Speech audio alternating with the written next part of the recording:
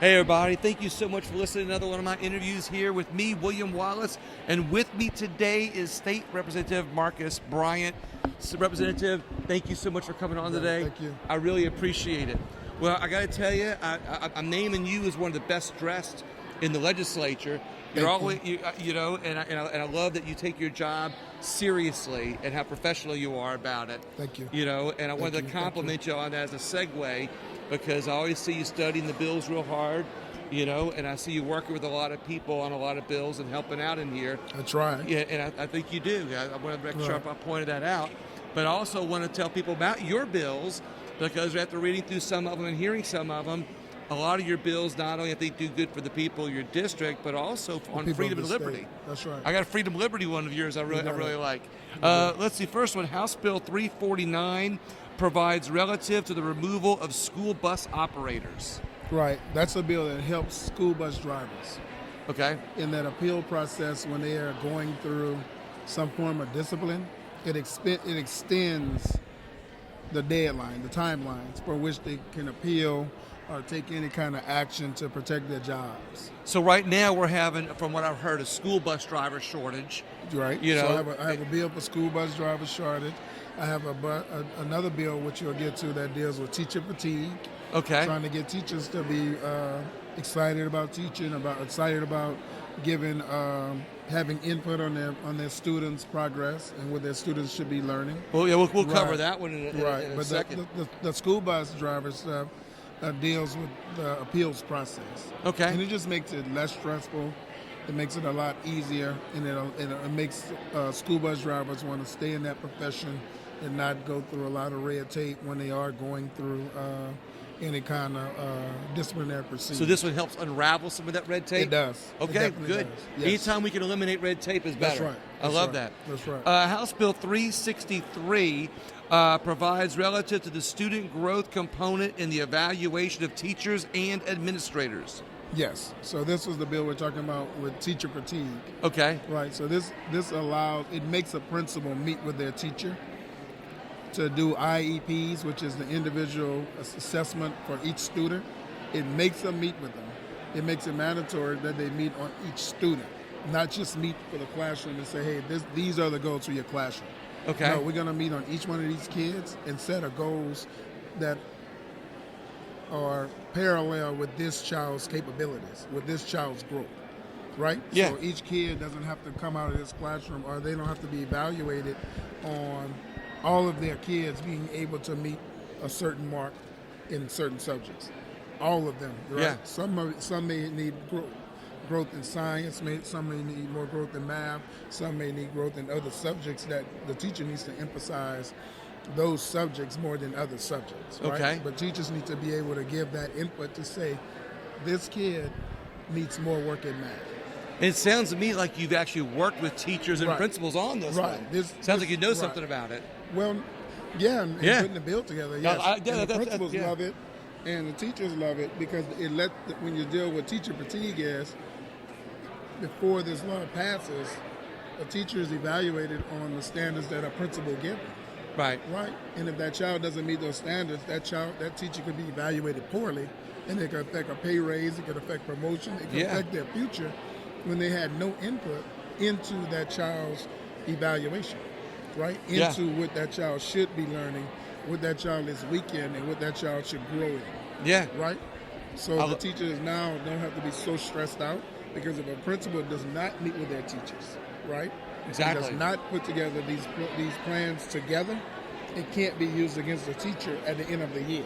Or against the principal, maybe? No, against the teacher. The principal can't use it against the teacher. Gotcha. When they do the end-of-year evaluation, because I never even met with you to ask you about this kid. Exactly. Right. So it's almost like a corporation. It's almost like a corporation firing somebody for something that's not in the company guidelines. That's right. This is just creating some guidelines. I like that. Thank you. So we got House Bill 614 provides relative to charitable gaming. Right, and this is for nonprofits.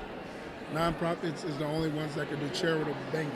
Okay. So this increases their profits. It increases the length of time they can have bingo. It takes away some of their the red tape with charitable gaming for nonprofits. Right. Yeah. I know a lot of the charities and nonprofits can do gaming.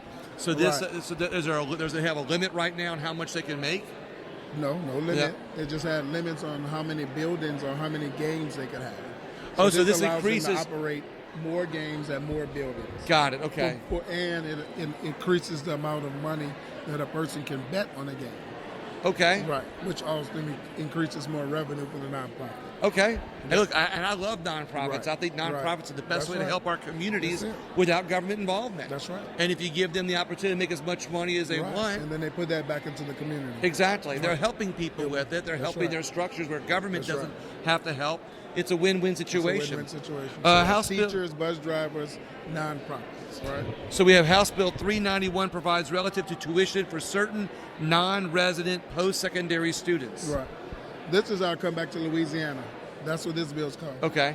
We want all of our kids and our families to come back. We're losing population. We're losing students. Exactly. We're losing workers. We're losing a lot in Louisiana. Right. And we need our kids to come back to Louisiana. So now, if your parents graduated from a Louisiana college, any Louisiana college, any Louisiana any Louisiana 4-year institution, and they left the state, right? Right. And their child graduates from a high school out of state. Yes. They can come back to Louisiana and be treated as an in-state student. Okay. They won't have to pay out-of-state tuition. Oh, well, nice. Right. Okay, I got you. So come on. So normally, right now, they lose that in-state tuition. But now you're saying if they come back, they don't have to pay out-of-state tuition. They don't have to pay out-of-state tuition. Right. Love it. So you get them back home. Yeah. Because they have to balance: is it cheaper for me to go to school in the state where I live, right, or is it cheaper for me to go to school in Louisiana? And a lot of the big difference ultimately usually is with out-of-state fee that campus charges. See, this is one of those bills that shows me, when I explained earlier in the beginning, that you're paying attention and you really work hard. Yeah, because this is one of those things, who would think of this? That's right. I mean, like who would think that when you lose your state tuition and that this is just another one of those little small keys to bringing people back. It's filling up empty seats. So we got House Bill 627 provides relative to the penalties for the crime of unauthorized use of a motor vehicle. Right. So that's a good one too. It's what? It's a good bill. They didn't have this in law before. So unauthorized use of a motor vehicle was a felony before. Okay. Right? And there's misdemeanor there's misdemeanor theft of a motor vehicle. Okay. But there's no misdemeanor unauthorized use of a motor vehicle. Okay. Right? So if my child take my car and I call and say he took my car, I told him not to take it, he's gone in it, go get him, he's charged with a felony. But if someone comes and takes my car, steal my car, and they catch up with him, and they catch him fast, and they don't have any damage to the car, they can charge them with misdemeanor theft. It doesn't seem right. But there's no misdemeanor unauthorized use of a motor vehicle. So this is putting in place a misdemeanor unauthorized use of a motor vehicle. Right. And it gives the DA a tool to not charge my child with a felony. Right. Once they get my vehicle and I say, hey, he did it, he was mad, I'm sorry, don't charge him with a felony, but make him go to some community service, some kind of anger management, something to be a penalty, but it doesn't have to be a felony on his background check, on his criminal background to get into college, to get a job, and all those other different things that a felony could stop you from doing. This I like this because although this might be just a small percentage of cases, this is one of those things that some families just need that. Some families, they might have a bad kid that they takes need a car, but they don't want them charged with a felony. Yeah, right. I like it wouldn't this. be if people call about these issues. District attorneys call about these issues. These are different issues that a community face. That's the only reason why we bring the bills. But it might be community-based. Your DA might have called you, but now your legislation is going to help everybody in Louisiana. Thank you very much for that. House Bill 629 provides relative to search without a warranty of a person's place of residence for the odor of marijuana. I already know what I'm going to bring up with this one, but I want you to go first.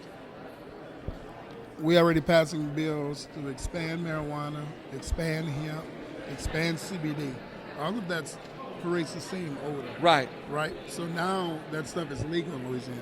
Right. So now police officers can't smell that and solely use that as a reason to harass you, go through your things, go into your home, go throughout your house solely because you smell like something that is now illegal. Right. Right. And while I understand, because I talked to somebody about your bill, Right. about this, somebody might have the opinion, well, this gives a police officer the opportunity to go into somebody's house, Right. if they smell marijuana. Right. But how many of those people are actually committing a crime Right. or have a crime? Because they said it gives them, cause, and with that cause or with that act, they're able to go in and search somebody's house for other things Right. at the same time. Right. But where I see this is also a violation of the Fourth Amendment. Right. In some ways. I mean, while I Unlawful. certainly understand police officers' reasoning, Right. I Right. understand that. I'm not Right. arguing that at all. Right. I also understand there's a fine line between that crossing of the Fourth Amendment. What happens if somebody has a shell casing for That's a right. gun on the porch? Right. Does that mean that they're a violator of the Second Amendment? No. And Right, 'cause they so have the right to bear arms. right to bear arms. So, Right. so I understand it's maybe a slippery slope, but I Right. understand that this protects some people. And like you said, medical Right. marijuana is legal now. Right. And A so, person should feel comfortable that they don't believe that an officer can stop them and go through their things solely because they're doing something that they legally have the right to do. 628 provides relative to parole eligibility. Now that We one, didn't carry that bill. what's that? We didn't pass it. Didn't pass it. We didn't push it through. All right, so yeah, so Right. it's tabled for Right. now. House Bill 630 designates certain portions of highways in Iberia Parish and St. Martin Parish. Right. I named 4 roads after 4 judges. 2 Okay. retired, 2 deceased. Another- in my a parish. nice way to Right, honor just people in honor your- people and trying to give some their roses while they're alive. Right. Right. And what I like about this, I always like to point these things out, is that this shows that you're listening to people in your district, Right. and you're I'm trying to honor as many people as I honor as many can. people in your That's own right. district. I like That's that. right. You're paying That's attention right. to your community. That's right. We got House Bill 654 provides relative to parole. Right. Is that- that was a cleanup bill from a bill we passed last session. which Okay. just took certain offenses out. Okay. Right. What offenses, if you don't mind me asking? Sex offenses. Okay. We got House Bill 848 provides relative to the disposition of reports from the Department of Children and Family Services. That's another good bill. That Okay. helps people. Okay. It allows reports if OCS came out to a complaint at a home and it was unfounded and they didn't do anything with it, but later on there's some kind of prosecution dealing with that family or those people in the regular court, criminal court, the DA can now get those old reports to see what's the history of this family in this house. Okay. Right? And see if this has been happening over and over and over and over again for a long time. Right? And if that shows to be true, they can give those reports to the defense attorney or the person that they're prosecuting for them to have. Hey, Judge, how are you? For them to have. Yeah. But to say, hey, this is evidence that you can use that will help your client. Right. Right? Because this woman killed this man, but this man they've been calling over and over and over again of this man hitting this woman, Yeah. hitting this woman. So even but so, OCS didn't do anything with it because it didn't harm the child, and it didn't Oh, land I just- on the child. Okay. And so they didn't have to remove the child from the home, so it's unfounded, but it's not saying that it didn't happen. What happened wasn't documented. So what I like about this is that it's connecting two different agencies. Right. Pretty much. Right. So if It's one allowing agency, a report on a home that has OCS only deals with the child. As long as the child is not in danger, Yeah. OCS is going to do a report, but it'll be unfounded because they didn't have to remove the child from the home. got it. Right? Yes. But the district attorney can use that as evidence to say, this is what's been going on. This is the history of this family. This woman should not be in charge of first-degree murder where this guy or her husband or whatever have been going through it, or vice versa, Yeah. for a very long time. Right. I like this. Right. Connecting Connect agencies. all the dots. Yeah. Right, connecting- trying to yeah. get a bigger picture of this house. I got you. Right. I like Where that. there's evidence and reports that help. And you're going to help families out in this. That's one. right. I like That's it. House Bill 849 appropriates funds for payment of the consent judgment in the case entitled Liza Edmond versus St. Landry Right. Parish Court Government. This is an attorney back home that lives in my district, works in my district, who got a judgment for someone that may have been in a car accident. And when you get in a car accident on a state highway, when it deals with a state employee, you have to come to the legislature to get the money paid. That's the only way it'll be paid, is if the legislature approves the payment of the money. Yeah. Right. So This that's that. So there's another representative that I interviewed that has a similar bill. Right. And I was just amazed. I'm like, wait a minute, this person won the judgment. Right. But and, and they still can't get their money? No, and they can get it. They just have to come to the legislature. Yeah. Right. Because we appropriate money each year to pay judgments that are against the state. Okay. Right. And that's how you get it, through that appropriation. All right, so I've found two of them. Yours is the second one. I'm sure there's going to be some other ones here. That's a lot. House Bill 875 provides relative to penalties for the distribution of fentanyl or carfentanil, which causes serious bodily injury. Right. So we took that bill and we attached it to Senator Womack's bill. Okay. Right? And it says, if fentanyl, you sell it, you cause somebody serious bodily harm, is now a crime of violence, because now you have a victim. You have somebody that almost died from fentanyl, right? So it's a crime of violence now. So now it increases the time period for which they have to stay in jail. Based on the fentanyl. Based on fentanyl, and now it's becoming a crime of violence. Well, what I like hearing about this is that your radar's on fentanyl. Yes. And it's killing our community. It's killing our community. Right. So now it's going to be fentanyl and heroin. It's going to be you're going to stay in jail a lot longer. Okay. Right, because those two things are killing our community. See, what I like about this is, now that I'm starting to see a theme here, while some people might think, for instance, the marijuana bill is easy on crime, somebody might have an opinion, you actually can prove that you're actually tougher on crime on some of your other bills. Right. Because the fentanyl, the bill, and also this other one with OCS, the reports, is helping out, fight some crime. I like that. Right. House Bill, 996, provides relative to the operation of charitable bingo. Sounds like the other one you had. It's the same bill. We put them together. So that basically, does one put the teeth into the other? That's right. Okay. That's it. All right. And your last one that I've got for you is House HCR 10, which requests the state to expedite the resolution of spending civil litigation with the estate of Ronald Green. Right. And that's asking for them to resolve it for the family. We've had 1 million hearings. Yeah. And they all came out and said it was a cover-up. But no one has gave the family closure. Right. So this is, I don't care if you give them a dime, I don't care if you give them $5, I don't care if you give them $1 million, whatever it is, give it to them so they can have closure and move on with their life. Okay. Right. The civil litigation, the lawsuit. So this just puts it in play, puts the ball in motion, or puts close the file. Yeah, exactly. Give the family closure. And they haven't done that yet. Whatever you did to them, whatever the value is of what we did to that family. Is there a current lawsuit? Is there currently a lawsuit? There is, yes. Okay.